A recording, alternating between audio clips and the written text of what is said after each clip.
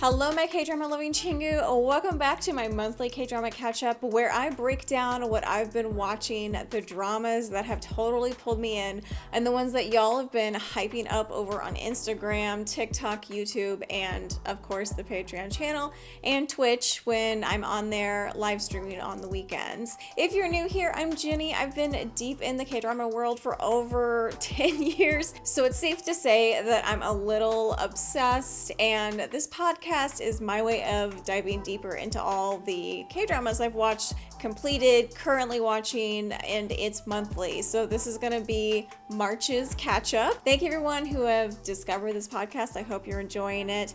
And if you're new here, a reminder that I do have a Patreon. So shout out to my amazing K-drama stans there on the Patreon. You guys are an amazing support system, and I love the community that we're growing there.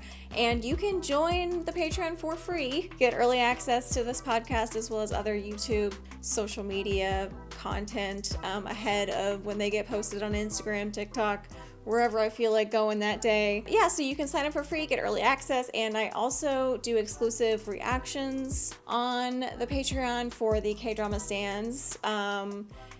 There is where I do the reactions now. I used to do them here on the YouTube channel, but sad to say the copyright strikes and everything just got a little worrisome, and I figured this would be a better place for me to just play around, post whatever I want K-drama related, but just not reacting. I still do reactions. I love reactions. But those are Patreon exclusive. So if you are interested in those, check out the Patreon. I would love to grow the community there, and thank you all for your support. And yeah, I am also currently streaming on Saturdays at 9 a.m. Central Daylight Time on my Twitch channel by the same username, TheJennie86. And yeah, we have a good time there. So with all that, let's get into the K-dramas that I have completed in the month of March, kind of slash April, because I am recording this a little late. But hey, I'm doing it. That's all that matters. And K-dramas that I'm currently watching. And I think this is kind of perfect because I've really completed a bunch. So this is probably going to be a long one. I'm hoping not, but you know, I like to go into those details. You know, we gotta deep dive. But hopefully you're enjoying it, and I'd love to get your opinions. So make sure to leave your comments about these K-dramas if you watch them, what you thought of them. I still want this to be a conversation, and if you leave a comment here, I will definitely discuss it in the next podcast episode. So would love to, you know, get a little back and forth here as well. And yeah, so with that, let's get started. I'm gonna be looking down a little bit. I'm a visual person, so I gotta be looking at the characters. I also am terrible with names, so it's best to just have my drama list up and hope for the best, you know? I also have notes. So, you know, if you're only listening to the sounds, I do have some paper here because I really wanted to make sure not to forget anything. So I'm first going to start with one that is old that I finished. And it's one that like was on the Patreon vote for, I swear it was 3 or 4 times. Do not quote me on the times because, you know, it never won. Well, I watched it off camera finally. I was like, I just want to see what it's about. And that was Graceful Family. Didn't know what to expect, knew it was a melodrama. This individual is a melodrama fan. I think I low-key am, but there's only so much melodrama I can handle. I think if it's done tastefully, it's fine. I just know to expect to cry a lot, and that's okay. As long as I know kind of going in, like, you know, knowing about that when I went in to start When Life Gives You Tangerines. Which we will be talking about later in this podcast as well. This aired in 2019, so a definite throwback. I also rate these, part of the deep dive process. But yeah, Graceful Family was a 16-episode K-drama. It aired in August 2019. So this was a thriller, mystery, drama, melodrama. And whoa, yeah, they really saved the crazy twists till the very end. The description on my drama list says, Mo Soo-ki, the heiress to MC Group Empire, is haunted by her mother's mysterious death. After years abroad, she returns to South Korea, where her life and the fate of the MC Group take unexpected turns. She crosses paths with Hugh Yoon-do, a humble lawyer working for the MC Group's crisis management team. Together, they forge an unlikely friendship and set out to uncover the truth about her mother's death. Can they unveil the dark secrets of the past and perhaps find romance along the way? Question mark.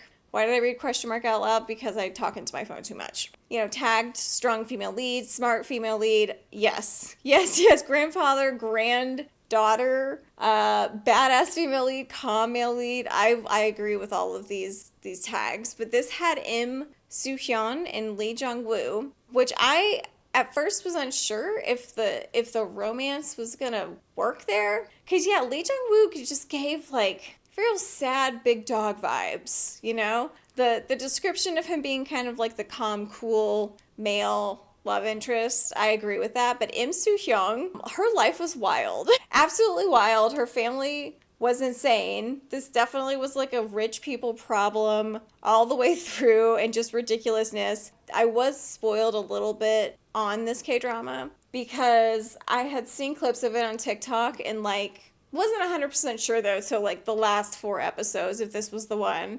But this had some very interesting backstories of like the characters and then the twists at the end. I don't want to give too much away, but I mean, they definitely like, we're going to just really just go full Monty here into this ending. And boy, howdy, I was like, whoa, whoa, whoa, whoa, whoa, whoa. I mean, it was like the soap opera melodrama times, like the soaps of America. It was just giving that vibe. I will say there is a very schmexy kiss scene, and I do appreciate that there is a time where Im Soo-hyun's character does have to go into prison, and she was badass in prison. She handled prison well, and then I liked that later on in the show, a little bit of spoiler here, but Lee Jong-woo's character then ends up in prison because they do end up working together. She actually kind of gets him introduced to the organization, because it's basically like her company's risk management team and security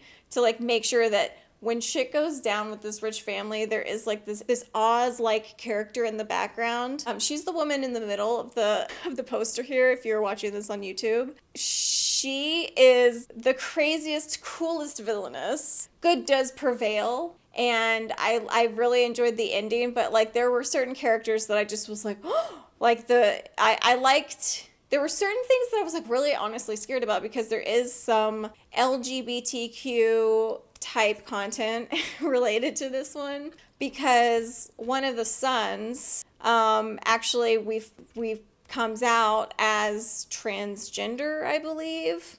He sees himself as a woman, and he gets caught cross-dressing. And I love first the villainous mother in this, the evil stepmother, you could say. This is her biological son, and he can do no wrong in her eyes. And like, boy, you know, Loki fights his urges for his entire life because he's the heir, and an heir can't be transgender. No, which is sad. I did like that his mother did fully support him, but they still made him very, very much a villain. And he did end up in prison at the end. Spoiler alert. But I wasn't honestly sure why he needed to be in prison. Did he try to murder her? He did do wrong, but he wasn't involved in her mother's murder, because that was like the whole thing, like the twist. I'm not going to give that away, but he is involved. But yeah, like he still ends up going to jail, but like at least he's being able to like live his true life, but he's not living his life as a woman. Like he's in jail, and I believe the mother goes to jail too. And then some terrible stuff happens at the end that I was honestly kind of pissed about. I was like, well, no, I don't know if that was really the answer. But then I kind of thought about that character more and the reason behind what they did. I'm trying not to give too much away, but I'm talking about, oh, did I just mix them up? I think I mixed them up. I think who I was talking about, yeah, I'm sorry, I had the wrong photo up, but it was Kim Ji-woo was the son that played the transgender character or cross-dressing character. I can't remember if he identified as a she or if he just liked to dress as a woman, if that makes sense. Anyway, but it was Lee Kyu-hyun was the eldest son that crazy stuff happens at the end with. I'm just like, holy hell. Like, completely shooketh and very sad. And then it was like, the more I thought about the character and his trauma in childhood, it was very painful for me because out of all the evil stepbrothers, siblings, he was like really her only friend and like kind of biggest cheerleader in a way. Even when she starts scheming and whatnot, you know, to take over the company and find out what happened to her mother. You know, he's there for her, and I was just like, oh, this is absolutely heartbreaking. I'm like, this is why I hate melodramas. Like, I was very shooketh and upset by episode 16. But then when things calmed down, I think it was a very good K-drama. The romance, I would say, I wouldn't call it a full slow burn. It was more like is this happening? I guess they're just more chummy pals to they are full on making out outside of a police station, which I was there for. That was like a very schmexy makeout scene. Because I was really worried, honestly, about the chemistry between the two main leads. I shouldn't have been worried. Shouldn't have been worried at all. I love Im Soo-hyung. I think this character really let her amazingness shine. She plays badass heiress very well, because she's been hit or miss for me in certain K-dramas, but I really enjoyed her in this one. So I really appreciate the recommend, the push to try and get me to watch it either on the Patreon or just watch it, period. I did get to it and really enjoyed it. What would I rate it though? Great question. I think like a lot of people are giving it an 8.2. I will say for like shock value, I was really just like twisted, and then I was kind of spoiled about what was going to happen, which made it honestly more devastating because I wanted to be wrong, because I really was unsure if I was remembering correctly, like what I heard through the grapevine of the socials, because again, this is an older K-drama. I will say I just could not relate sometimes. I was like, these are some rich people problems. I think I would give it a 7.5. I'm going to give it a 7.5 for now, because I mean, it was a good story. Oh yeah, I definitely loved the OST, and I actually may go up a little bit. I may give it an 8. Oh, that says 8.5. 8. There we go.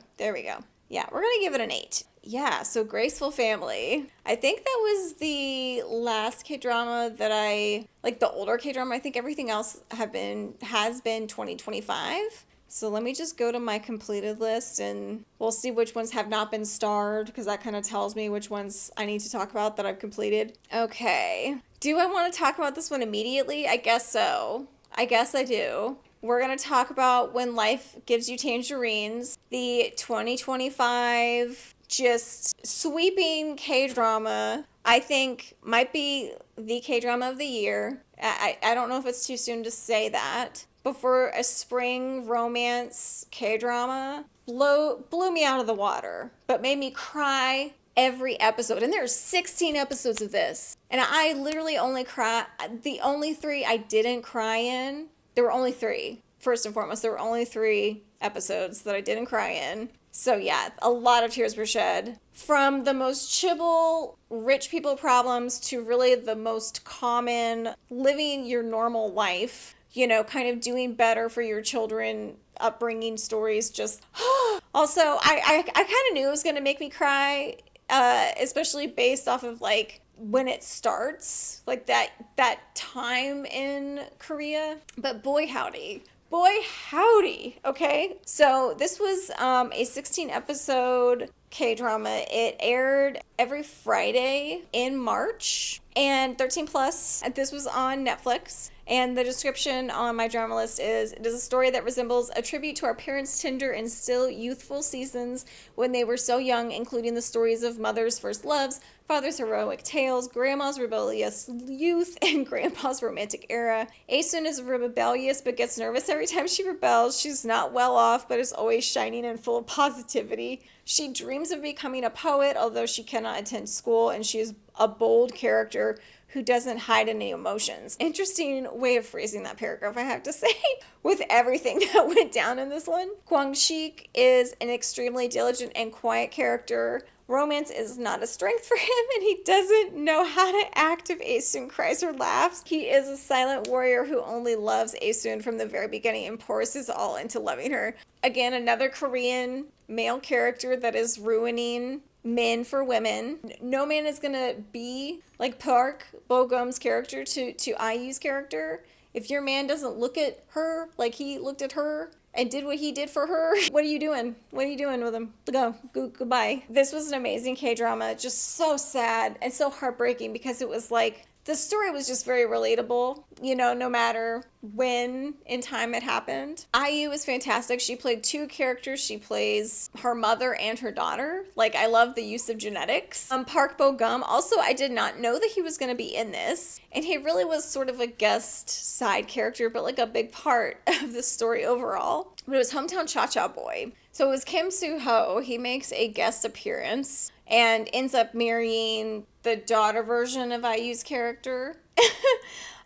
Literally, I think there were so many TikToks that I was like, I relate to that, because when he first appears, it's like in the kind of 80s time, maybe late 70s, and he's just got long, it took me forever to recognize him. Like, they really uglied him out, but he's still really cute. And then when he finally, like, comes out of his shell and I'm like, oh shit, it's Kim Soo-ho. I loved that. I loved the way Daddy approved. Like, he was definitely a girl dad. There was also sons, there's some tragic stuff with the family members, some very devastating stuff, just some triggering. So be warned about that. I still can't get over it. You know, it involves a child. It's so upsetting. But really, it's a great K-drama. Like, the tears are worth it. The acid tears are worth it. I cannot tell you how puffy my eyes were for, like, just so many Fridays. Because I would also, like, watch them in bulk. Like, I binged. I waited till, like, I think 6 or 7 came out, and then I started binging it and then got caught up. Oh, I think a binge is a bad idea, but, like, if, you know, everything's out now. So maybe just one episode a day or one episode a night. Maybe just on the weekends. Never. I would say not on a Sunday. That would just make you depressed for Monday. I don't know. That's just my suggestion. It is the most sweeping, sweet, like the budget, the characters. It's, you know, tiny village vibes, which I love a tiny village because it's on Jeju Island. The ocean is scary. I love swimming in the ocean, but like, respect ocean, okay? But yeah, people are giving this like a 9.4. I kind of want to give it a 10. I'm going to actually give it a 10 for just everything. The acting, the story, the visuals. I know that there's some heartbreaking, triggering stuff, but like, it really depicts life, and maybe life in that time in Korea, I think, perfectly, even though it's so upsetting. So I'm giving it a 10. Sorry, I'm literally thinking about it right now. Like, my eyes are welling up. Like, damn. Oh, it's so funny too, though, y'all. Like, it is so funny, so hilarious. I've never seen IU so cute and funny. She has some memeable scenes, okay? Her just like screaming, running down the port or whatever it was, like yelling, saying asshole in Korean at his boss. It's just, she is a firecracker. And you know, her growing up, the way that everything goes down is honestly heartbreaking. I was like truly devastated for her. But then that made me cry even harder for her later on when things progress and the story evolves. Oh, yeah, it is a tearjerker, y'all. Like, highly recommend, but get your tissue ready. Tears for days, okay? Fair warning. But I loved it. So yeah, I'm giving that one a 10. A 10 this time. Who knew we were going to already get a 10 this in 2025? But I give that a 10 rating. Next is, I just finished Undercover High School. So Undercover High School, it is 12 episodes, great length. It was a February to March airing Friday and Saturday, 15 plus. Do I think the 15 rated is needed? Actually, yes, I do, when I think about certain scenes. But this is an action, comedy, romance, crime. And when I love a good crime mystery, I feel like we hadn't had a good one in a while. And I was like, ooh, he plays an undercover high school student. Honestly, I don't think I've seen that sort of story in a K-drama before. I could be wrong, but it's been a while if I have. So the premise was cute. There were TikTok clips of certain scenes that just, I was like, oh, that seems terrible, but also I'm interested. But the description goes that is Jong Hae-sung, an elite NIS agent facing demotion, goes undercover at Byungmung, oh my gosh, goes undercover at Byungmun High School to locate King Go-jong's missing gold bars. Posing as a student, he encounters Oh Soo-ae, a contract Korean history teacher with dreams of becoming a full-time faculty member. As they grow closer, Hae-sung uncovers the school's dark corruption. With the help of others, he begins his fight against the powerful forces at play. So, crazy premise, you know. There were only 12 episodes, and really there was a point where I'm like, okay, first of all, I love a gold bar moment. I was like, Vincenzo style, where's the gold? There's an evil villainous chairwoman, I believe was her title, played by Kim Shin-rock, but we'll get to her in a second. The male lead was Yoo Kang-joon. Such a good role for him. The tears he shed, the abs he showed, the comedy, the physicality. Like, he's a fantastic actor. And I think he really did amazing in this role. I loved his character so much. And then this also had Jin Ki-joo in it. I loved her in this too. I thought she was very cute. What did I last see her in? She was last in My Perfect Stranger. And then she was also in From Now on Showtime, which I watched that one and I was kind of meh about it, but I liked her in My Perfect Stranger. I definitely loved her in The Secret Life of My Secretary. That was 32 episodes. I hung in there for her, okay? So it was great to see her in this, and I really thought that the romance and cutesy sort of, I think they had like a love, I'm sorry, not a love-hate. I think that they had a enemies to lovers type relationship. Plus, she thought he was a student for like a good chunk of the start of this K-drama. But yeah, things get pretty wackadoo right at the end of this one due to our villainess, who is played by Kim Shin-rock. One, loved her boss Bob. 100% boss Bob hair was killing. Outfits killing. Like wardrobe. Evil villainous vibes. 110% was given in this role. I was, by the end of it, absolutely terrified of this woman and feeling so terrible for her daughter because she was like the chairwoman of the education system of this big corporation and just was also trying to find said gold to fund this just crazy, I can't remember what she called it, but it was like a edu city or something, like an education city. She had a fucking model in her big ass office in this like castle like building, but I guess it was her father or someone related to her that had stolen these said gold bars and had hidden them in the original old, well, they thought old portion of the high school. So yeah, it's like they find out that he's hid the gold bars and left these clues through these like crazy ghost stories. And oh yeah, another piece of backstory. The whole reason also that our boy goes undercover is to like find out what happened to his adopted father, who wackadoo, not wackadoo, but the ending and the twist involving the gold, absolutely great twist. Okay, I'm not gonna give spoilers away, but I really did think that there was going to be no gold. I was really like, what the fuck are we doing here? I loved the twists. I loved the characters. Oh yeah, the like NIS agents who obviously were too old to be infiltrating that high school, infiltrating the area through Subway and like running it out of a Subway store that he works part-time in. The characters at the high school are really cute. What else? Oh my God, what else is there to say? Oh yeah, it was it Joan Baiso? No, it was not Joan Baiso. Hold on, I'm trying to look up the adoptive father who was also an NIS agent who he was originally, well, we find out, sorry, spoiler, we find out that he was infiltrating the school at the time of his disappearance, looking for said gold as well. I think he infiltrated as like a teacher or counselor, but the thing is, I completely blacked out, I think, if that was explained, because I don't remember, but he was infiltrating that same school as some form of like teacher or counselor or something, but like he was even in like that year's yearbook and whatnot. So, and thanks to our female lead teacher, you know, we find out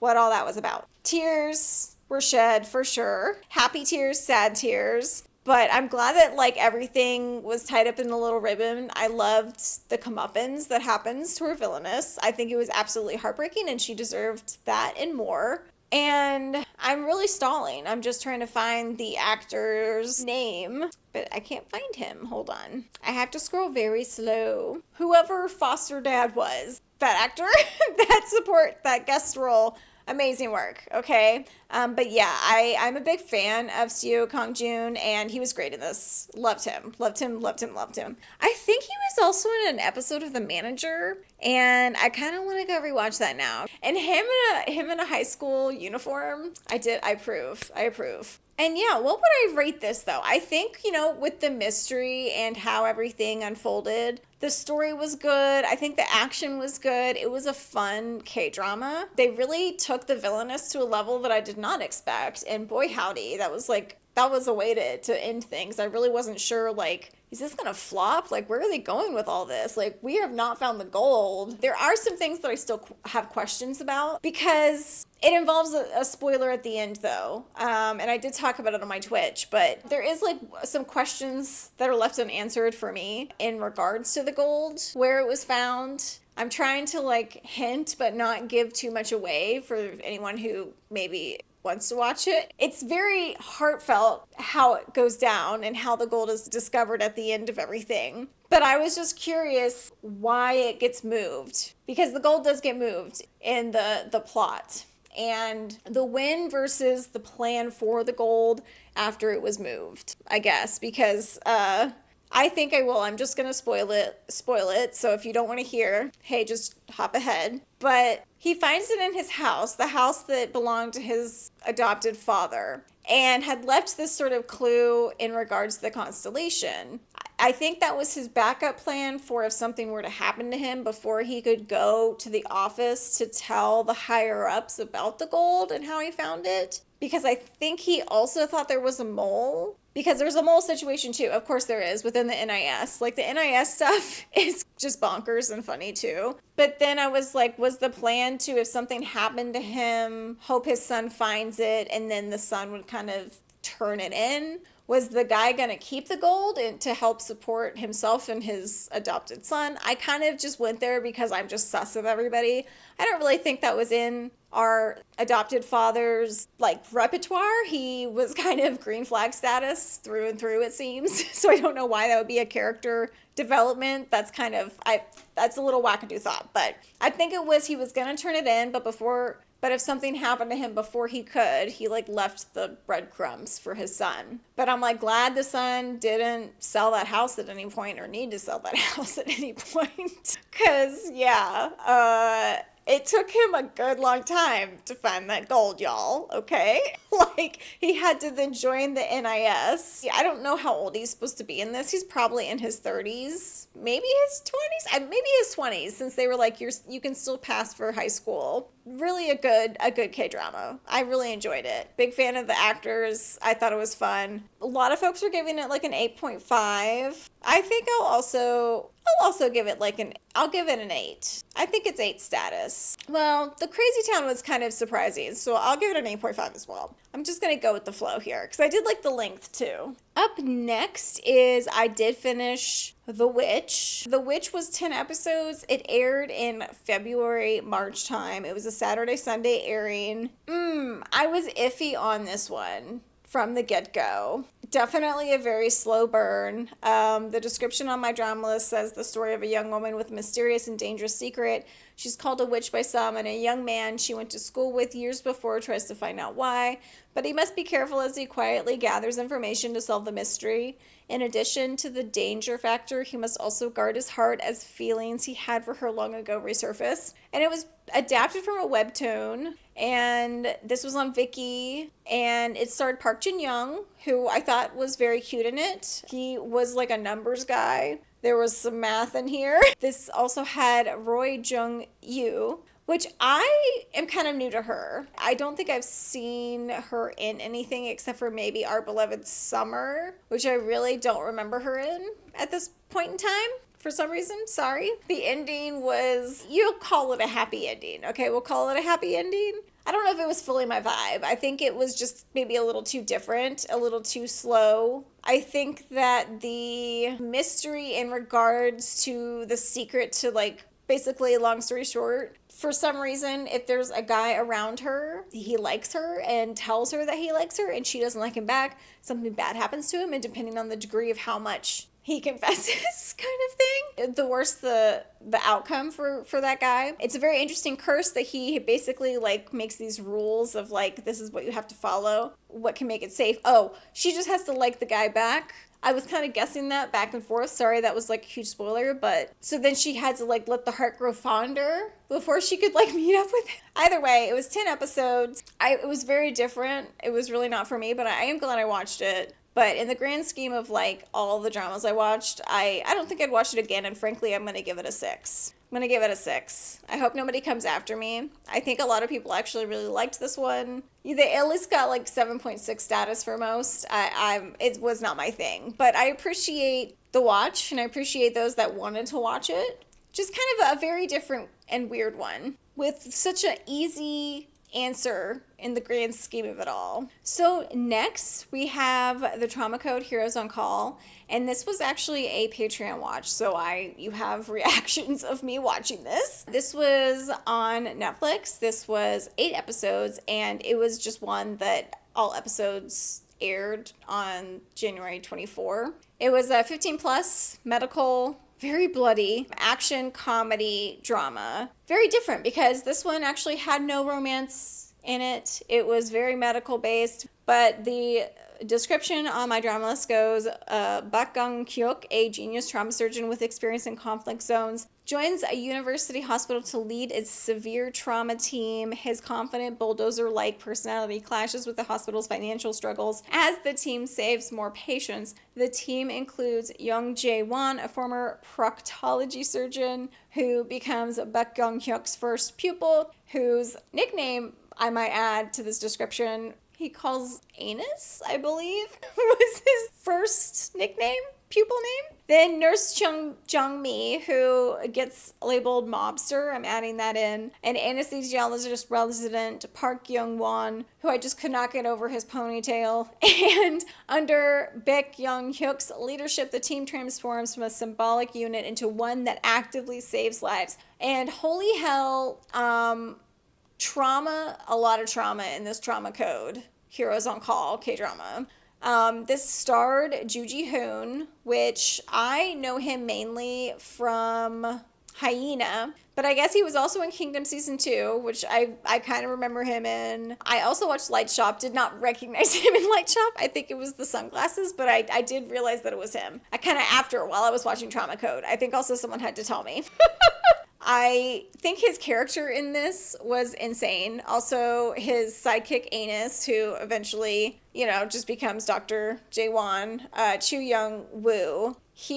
I'd call him up and coming, in my personal opinion. So, The Tale of Lady OK, I still need to watch, and I may now especially need to watch since it looked like he is in it. I didn't pay attention to see if it said if he was the main role, so I may have to be checking out that next. On the down low, they really had to give him some ugly ass glasses to really ugly him down. And I don't mean that in like a very mean bully way, but like he is very cute and attractive. The glasses were fun. And then Ha Young, the nurse, who nicknamed Mobster, absolutely cute. Yoon Kyung-ho's character, I feel like he could have cried less. He was like the worst doctor in a crisis I've ever met. The use of PR and just the scenarios that go down in this are insane, but also a very cool K-drama to watch and very sad because, a lot of this stuff is based off of real things that have happened. There's like I don't remember the car pileup, but there's like a big car pileup, which I'm glad somebody warned me about. That was very traumatic to watch. Really bad stuff goes down. But for craziness and everything in the comedy, I thought it was really good and really well written. So I actually am going to give it a 9. Even though the blood and guts, I got nauseous a couple times, but that's okay. I didn't throw up, and that's what matters. Sorry, I see a little spider just crawling on my wall. Can you, Rufus? You can't see him, but he's in his basket. Can you wake up and handle the spider for me, bro? No? Okay. We're just gonna let that spider be. Next K-drama. Okay, so the next K-drama that I have finished The Potato Lab. Okay, first, love potatoes. Literally watched it. I don't care about anything, but I'm going to learn some things about potatoes. And did I learn some things? Yes, I love potatoes. I think the premise behind potatoes and the potato team, the potato lab, super adorable. Also, small town village vibes. One of my favorite things about Kdramas. Fish out of water, kind of enemies to lovers. This definitely was an enemies to lovers, 100%. And look, this is a long ass description. Wow, but someone really put some work into this one. The story is set in a potato research center in Mountain Valley that depicts a refreshing romance between slightly screwed adults. No kidding description. Kim Mi-kyung, a potato researcher with 12 years of experience at the Potato Research Institute, at first glance looks like an unemployed person recognized by the neighborhood, but when she opens her mouth, she starts spouting biological terms. Honestly, that's incorrect, but we're gonna keep going. Kim Mi-kyung is a person crazy about potatoes who is working on a secret project at the Potato Research Institute to create a good potato called Mi-kyung.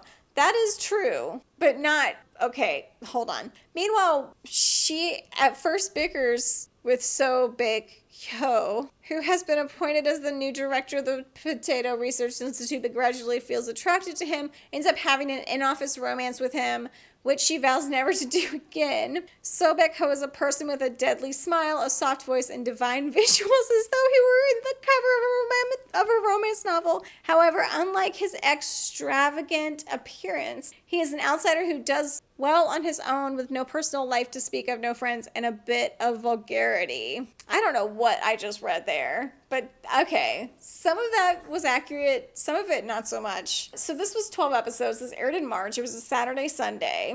It had Lee Soon-bin and Kang Tae-ho. I definitely started watching it for Kang Tae-ho. His character really does slowly grow on you. Towards the end, I really did enjoy it. I think, though, that Lee Soon-bin and her sassy, spunky character just really won the show. And she's just like, I don't know if it was her eyes and her toot. I was feeling her. And I'm like, yeah, I'd be fucking falling in love with her too. I have not watched anything that she's been in. I guess she was a guest role in The Uncanny Counter. I don't remember her in that. So I'm really new to her and a new fan. I thought it was a very strange matchup. Lee Soon-bin and Kang Tae-ho. Like, I really couldn't tell at the start. But I thought that the romance was there and it was good, okay? I loved the aspect with the potato, the villagers, the potato employees. The backstory with Lee Hak-ju, who they were also one of the other characters, I'd say like the second leads. I could do without him. He got really annoying at the end.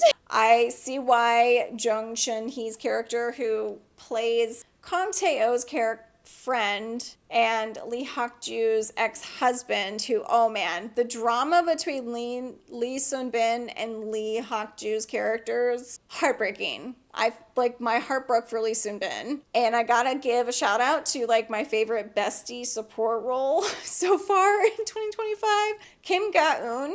One, she ends up, being with Lee Soon-bin's brother in the show, which I think honestly was so cute. She is batshit, and I love her in this one. Her bubbly, crazy personality, they just let her do her thing, and she was amazing. I also, she did great in King the Land. I would say a similar-ish character, but no, this one's insane. And I love the curly hair they gave her, and just everything of her in her story. Jung Chun-hee, she plays, a supporting role, the ex-wife. I could have really done without her. I don't know if I was a big fan of her character. I think she's beautiful to look at, and I did kind of feel bad for her when we started to really get her side of things in regards to Lee Hak-ju. But I was also like, you caused a lot of wrong here, Missy, and it doesn't seem like you were paying for any repercussions. So I don't know how to feel about you. But the ending, super cute, kind of this shot says so much about the ending.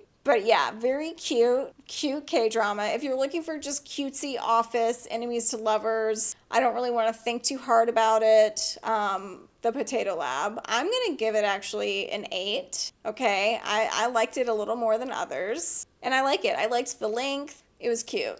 Very cute. Also the potato stuff.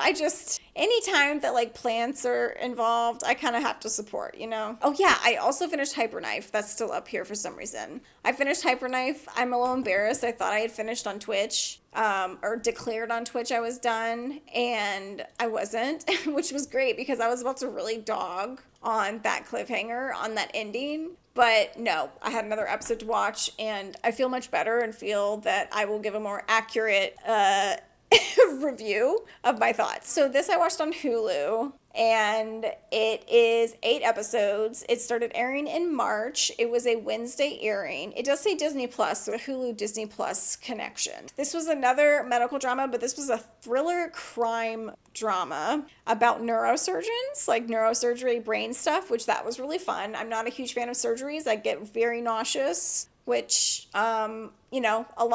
not a lot, but a few of you have seen me get a little gaggy on Twitch. I'm so sorry about that, but it happens because I get a little ooh, you know? This one definitely had those moments and definitely had some crazy stuff, but the description that my drama list has for this one is Choi Duk-hyu is the best neurosurgeon in the world. In the past, he had a pupil named Jung Se-ok. She was a promising and gifted doctor, but Duk-hyu had mixed feelings about her.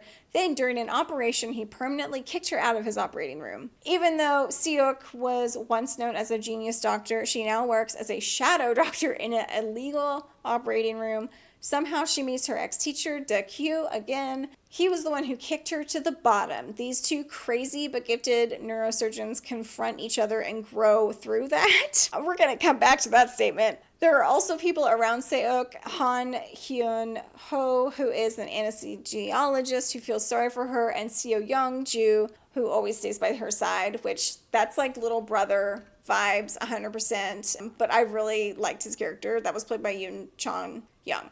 So this has Park and Ben. I watched and started this for Park and Ben. Park and Ben, and then also has So Kang-gyu, who he plays the neurosurgeon.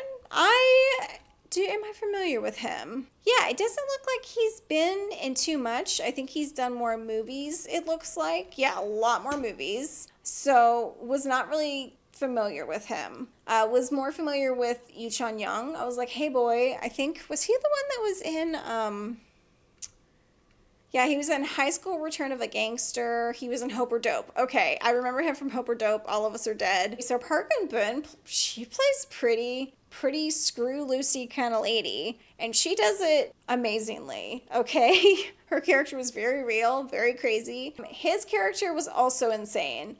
And the way that story progressed, I was just like, oh my God. It gets pretty crazy. And the ending, even crazier. I would say he's got a more Jekyll and Hyde kind of vibe. And it was definitely a different kind of medical K-drama, I will say. I don't even know where to go with this because I don't want to give too many spoilers away. But like, she is crazy town. And I just like how nobody is threatened by her or worried about her or suspects her because she just looks like this dainty little girl. And I love how smart and crazy she is because this guy gaslights her for I don't know how long. To an extent, you know, he's deny in certain things. She's like, we're very much alike. I know what you did. Okay, I know that you wanted to kill this person, or I know what you were thinking. And he's just like, deny.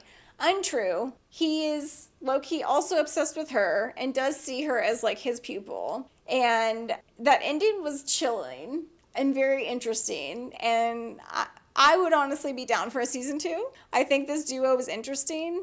There was somebody in the chat, because I was talking about this on Twitch, who was worried or thought that it was going to be a you're my daddy situation. Like, we find out that he's also obsessed with her because she's his biological daughter, that he didn't know about or something. But no, they're just very like-minded in their craziness. And it's like, I would rather kill a bunch of people, be put in prison, and all I do all day is do surgeries. Like, that's her dream. She just wants to sleep, be fed by someone, and just go be put in surgeries all the time. That's what she loves to do, and is like crazy about it. Chilling K-drama, but very good K-drama. Also, Park and Bin was great in this. She seems to be able to be just a chameleon in these characters. Like, I definitely recognized her, but she did fantastic in this. Like, I watched it for her. She did not disappoint. Yeah, I'm going to give this one an 8.5 for sure. Oh, and I finished Dr. Romantic Season 2. Oh, see, I knew I was going to forget one. Dr. Romantic Season 2. Finished it. We watched that together on Twitch. I will say it's a great medical drama. And they have different doctors. So, like, Master Kim is still in it, but it has, like, new supporting roles. Oh, no, did that not work? Oh, there we are. There we are. So, this had Ahn Hyo-sup and Lee Sung-kyung as the new romance couple. Han Soo-kyu comes back to his role as Teacher Kim or Master Kim. Kim Joo-hyun's in this. Guy, I don't know if his mole is here or if they added that, but like they had to really ugly him up and they gave him a redemption arc that was just stupid. Okay, absolutely stupid. My favorite character was the supporting role of played by Soo Joo-yeon. She played another kind of resident doctor. She was adorable. I loved her in it. Oh, and it looks like she's in season 3, so she's reprising her role, so that's exciting. But I definitely want to watch next Dr. Romantic season 3. We may be watching that, starting that on Twitch, depending on if it wins the vote that's coming out. But yeah, so Dr. Romantic season 3 would be something I would like to watch next. I still haven't watched Mellow Movie. And I heard it was really good. I think I'm ready, but frankly, the divorce insurance, I'm very peaked by. I just have to figure out where to watch it. I guess I can watch it on Prime Video, so that'll be interesting to see if that's true or not. Weak Hair Class 2, that's up on Netflix. Definitely gonna be watching that. Waiting to start it because, you know, it's in the vote. It could be that we watch that one together. I think that would be safe-ish to watch on Twitch. I don't know. It says 18 plus. That kind of worries me. So maybe not. That might be Patreon only. But definitely want to watch it. Definitely excited for it. And then we have Buried Hearts. I still haven't watched that one. It was also asked that we do a little throwback. Perfect Marriage Revenge. And then also Way Back Love, which only 6 episodes. That sounds great. It reads very Doom at Your Service vibes because it involves a Grim Reaper type thing. But it's also got melodrama in there. Melodramas are iffy for me. I also don't know these actors as well, Gong Myung and Kim Mina. But hey, I want to give them a chance. I definitely recognize Jung Gun-ju. Recognize him. Oh my god, Ko Jung-suk's in this. So right now he's playing the dad in My Dearest Nemesis that I'm watching, and wholesome dad vibes, I have to say. I am really liking My Dearest Nemesis, by the way. I'm very close to finishing it, and you'll have to just wait to hear my full thoughts about it in the April podcast, but I am thoroughly enjoying it. It's very cutesy. If I had to, like, gauge, hey, would you do My Dearest Nemesis or The Potato Lab? Because they have similar-ish vibes, like The Office vibes, The Office romance comedy. It's there in both. That's a great question. Do I have my own answer about it? I don't know. They're duking it out right now because they're very similar. I'm kind of teetering on, I don't know which one's the best. They're kind of at that same level for me right now. We'll see how the ending goes because honestly, in My Dearest Nemesis, the grandmother chairman is pissing me off so much. I don't know if she's worth a redemption arc at all. She has been upsetting me this whole time, and the boy is emotionally stunted because of her. He has some serious trauma, and I think his first love, that's now his second love, she's really healing that trauma. I like My Dearest Nemesis. I think it's been very cute. Also, I love the second lead romance. Yeah, loving it very much right now.